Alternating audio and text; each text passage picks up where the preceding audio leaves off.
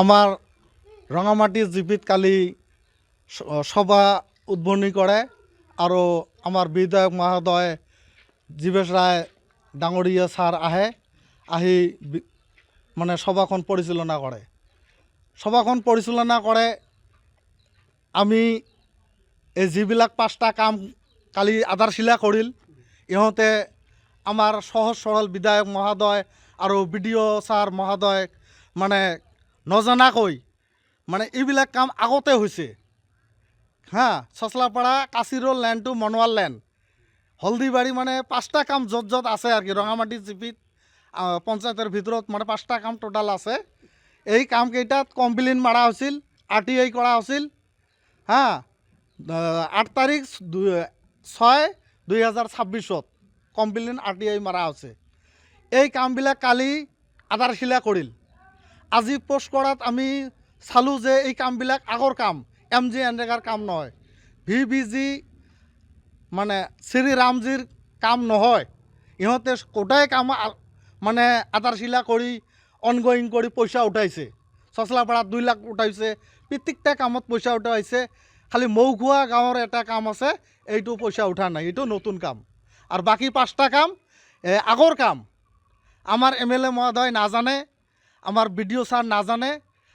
আমাৰ MLA মহোদয় আৰু BDO ছাৰক ভুল তথ্য কৰিছে ৰঙামাটি জিপিৰ জয়নাল আব্দিন সভাপতিয়ে আৰু ইঞ্জিনিয়াৰ। ইহঁতে MB বনাইছে, বিল পাছ কৰিছে।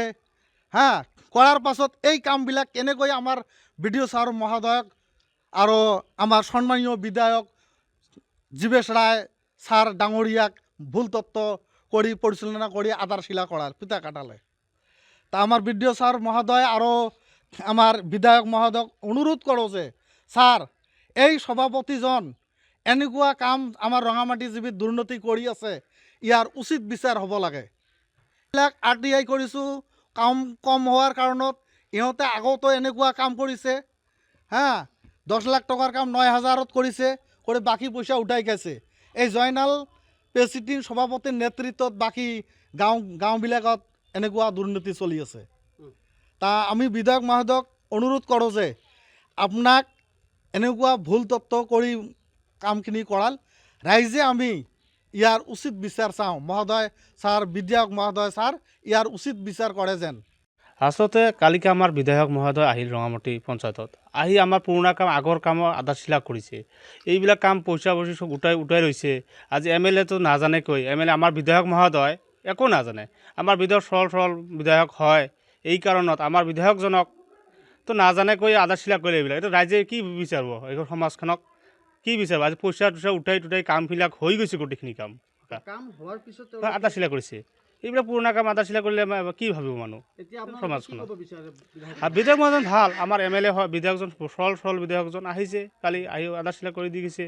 এইবিলাক আগৰ কাম, পুৰণা কাম, এইবিলাক আধাৰশিলা আগতে হৈ গৈছে, আৰু আধাৰশিলা কৰিছে। এইবিলাক আজি কি প্ৰেচিডেণ্টে মেইনলি কামবিলাক আধাৰশিলা কৰিছে। দুৰ্নীতি হোৱা বুলি আপুনি ভাবি আছে? দুৰ্নীতি ভাবি 100% দুৰ্নীতি আছে এইবিলাক কামত, তাৰ কাৰণতে আধাৰশিলা কৰিছে। তাৰ বিধায়ক মহোদয় নাজানাকৈ মানে আধা কাম আগতে হৈ গৈছে, তাৰপিছত নতুনকৈ আধাৰশিলা কৰিল। আচলতে বিধায়কজনক বিপদে পৰিচালিত কৰিল। আজি বিধায়কটো নাজানে না এইবিলাক কথা। কোনে কৰিল এই কামটো? এইবিলাক জিপিৰ প্ৰেচিডেণ্টে আৰু কি প্ৰেচিডেণ্ট আছে, মেম্বাৰবিলাক আছে, এইবিলাক কৰিছে। আৰু 5টামান কাম শুভ উদ্বোধন কৰিছে।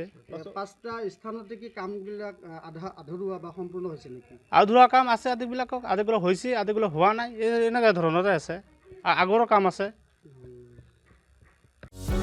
যিকোনো খবৰৰ বাবে যোগাযোগ কৰক আমাৰ এই নম্বৰত 9181 307 221।